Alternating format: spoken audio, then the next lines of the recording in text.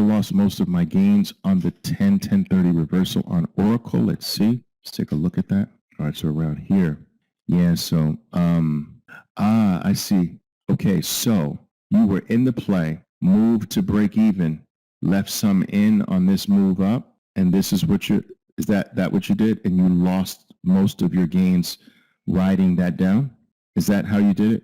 Oh, you went short 2 lots at 10. Let me see. You went short at 10.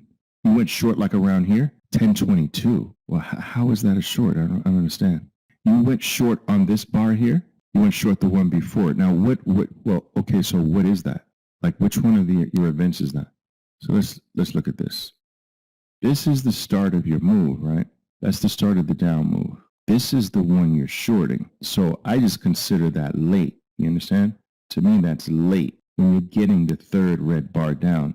It's like the stock is going. Now you're convinced and you jump on board. Obviously, you still got some follow through, but remember I told you that the top is usually not formed on the first attempt, right? So look at the first attempt and then look at the bounce. Just what we said. Boom. It's the second one, right? This is a short. But okay, so you got in here, and I think I know what you're looking at. You're just looking at kind of like the shelf here, and this looks like it's clearing, all right? But you got to be careful with this, guys, because see this 200 period moving average? This is definitely a break. So look, boom. That's a break right there of the 200. But that's very different. Let me just do this different. So you get this stock that's kind of trying to hold the 200 and then boom, it breaks. That's a real break. But if it's coming from here and then it breaks, this can snap back on you because it started here. It's almost like this becomes the finish line. So I want you to be careful. You can have a clearing elephant, right? So you can have an elephant that clears. Let me just do it like this. Here's stock prices. And you can have an elephant that clears. See, that elephant clears these prices. Now you got a clearing elephant, right? But you got to be careful if it was doing this to get there. Like, it's not the first one. You guys understand what I'm saying? All right, so that one has different odds than if it's the first one that's clearing. It's just starting, right? So we're clearing, it's okay, but it's not the first one. It's the third one. So anyway, you took this short here. Yeah, it's clearing but not igniting. That's right. How many lots did you take, by the way? Added at 1025. I like that. I actually like this one. I think that's what you mean, right? Like, so you added on this. I like that. Because that's the lower risk one right there. Boom, put a stop there. And then you got caught in this. Guess what? Guess where that is? Yeah, you got to know where you are in the overall thing, right, guys? And let me tell you, isn't the 50% thing magical? Have you just found it to be as magical as I have? My whole career, it's still magical to me. It's crazy, right? Check this out. It's the micro and the macro, right? It's the micro and the macro. So let me show you how powerful this 50% thing is. Most of you should know now that my go-to play in a bear market is a stock gaps down and rallies back into resistance. So we get that this morning in NVIDIA, okay? Now I want to erase this so I can show you something. I had as much as $1,800 in this play. I wound up with less. I'm telling them when it's here. So this is all green at the time, guys. Like, the power of this is too powerful. I don't like the snapbacks that are this powerful, but I'm going to take it anyway. And where am I going to go with it? I'm going to go because I like this 200 area here, but I'm not going to look for a new low on this. I got to cut this in half, right? So if I short up here, this, I got to be thinking about getting out as I start to approach that 50% level. Now, that's still a freaking $1 or so. I'll take it as long as I can manage my risk, right? So look exactly where it drops. Now, this doesn't happen yet. Understand, this is not there yet. This is not there yet.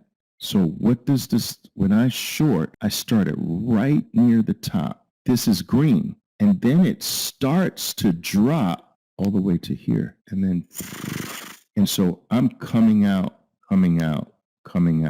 Boom. but not expecting a new low. So the same thing on that more macro move, you're shorting over here, but you have to be aware of where that halfway mark is, because even on the macro, it's valid on the micro and the macro. I hope I didn't confuse you with all of that, but I just wanted to show you how I even use it in a single bar. That's powerful, the halfway mark. Boss is saying he's got an elephant bar clearing off the 200. He did an anticipatory entry with 4 lots at 73.85. So here's the entry bar, 85 entry right there, just above the green. So dove into the initial bar this morning, clearing data from yesterday. So there's the clearing aspect of it. This bar was fully green. How many lots here? Let me just see. Of the entry, 4 lots. Heavier than normal. I get that because the clearing events are amongst our strongest events, especially when they are around the 200. So 4 lots, event stop. So stop under the event that had you take the play. Took profits at 74.35, 2 lots. 2 lots out. All right. That was based on a 50-cent profit rule. Moved stop to break even. So here's the break even point. Move stop to break even. All right, so two lots are protected at break even. 2 lots out. Pull back, add 74.30. All right, boom. So buying the bull 180. Pull back. That's 1 lot. Sorry, 1 lot add. Pivot stop. Now we're moving the stop from break even to P1. Pivot 1. All right, now so far, guys, this is a very professionally pulled off trade. Hope you're following this. Let's see if he messes it up, but so far it's perfect. New high, 56, 2 lots. Okay, so 2 lots on the move to new high, 1 lot left. Now he flips to the 8-period moving average. I think that's a little too tight. 74.59. Now I'm assuming that's a 2-bar break rule off the 8, right? You require a 2-bar break. Whoa.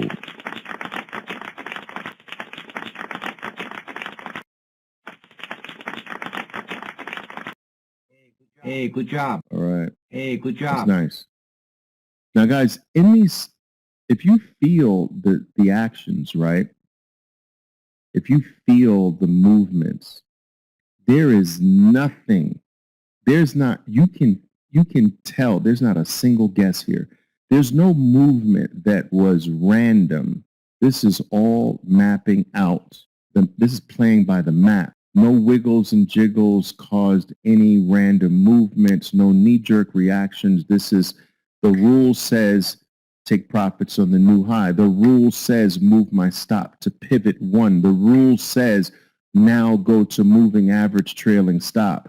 It's like freaking perfection. The 8-period moving average is a little tight, but the 2-bar stop rule was used. So it's kind of like the same thing. Now, the other thing I will mention is this. Could there have been an ad on a color change, the first color change, which I don't think there was? Yeah, but remember, Boss went in so heavy, and you might have to sacrifice the ad. Right. See, that's what I'm saying. That's what he's saying right here. So he went in so heavy that he couldn't do the ad. So he's including the ad in his original entry. That's what I assumed. And Ahmed's asking, is this a mini bull 180? Oh yeah, that's a bull 180 for sure. Confirmation entry above the high of the tail. Okay, confirmation entry. All right, 2 lots. Where is your initial stop? Initial stop is the event itself. What's your next move? Add 1 lot on the first color change. Boom. 1031, 2 lots. Now, this 1030 bar is a big bar. So where in the bar did you take profits? Top of the bar. Well, damn, I like that. 1 lot out. So then you move stop to the pivot, P1 here, and you got stopped out there. All right, okay, out on everything here. Okay. Oh, you took 2 lots out on the new high. Okay, great. Better. And you got stopped out on 1. Okay, nice. Until the end, it was perfect. Until the last move, it was perfect. But let's discuss this a bit. Normally, a pullback can't be considered 1 bar, but in this case, you have to consider this a pullback because of what it did. Okay, so look, what do you have here? It's whale complete, right? That's why I love the profit take up there. This is leg 1 of the whale, and this is leg 2 of the whale. So we got 1, 2, and 3. So here's leg 1, and here's leg 2. You've got the P1 stop, pivot 1 stop. That is for what part of the leg 2? I'm going to answer for you. It's for this part. This part, you need something else. So you've got 2 parts of your leg 2 here, the beginning part and the second part. When you get into the second part, the new high part, when you pass the new high, you're in the second part. So your first part of this leg is the part that still hasn't made a new high. The second part of the leg is the new high. Sorry about my drawing here. So the P1 is for this part. That's the P1. But you need another stop for the second part of it. What is the best combo I taught you for that part? Right. You choose the moving average and the big bar combo, right? So how do you determine which moving average to use? You take this point and you either use the 8, the 13, or the 20. So we already have the 20 here. We know it's not the 20. That's probably more like the 13. Let's check it out. Well, let me do the 8 first. So I walk the newbies through this. So if we do the 8, you've only got 3 choices. You're breaking the 8. This point is breaking the 8. You don't want to use a moving average that you're breaking. So we can't use the 8, so it must be the 13.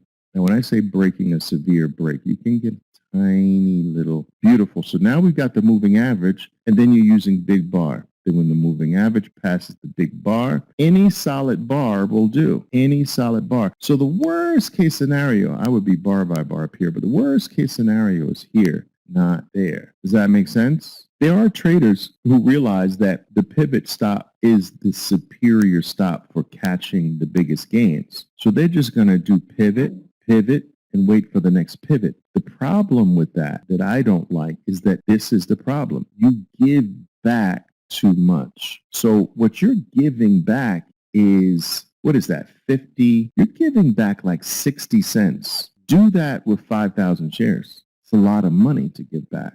When you start to think, well, my future is playing size, am I going to do that? Well, no. Yeah, that's why I don't like the strict pivot. You do over time make a lot of money with that, guys. I'm telling you. You just have to live through long periods of giving back so much money to the market. That's why I came up with this combo for you. Big bar, moving average. So your big bar will always be there before the moving average passes it. When the moving average improves on that stop, now you're back to moving average, but here's your next solid bar. Now you get stopped right there. But I love this profit take up there. Love that.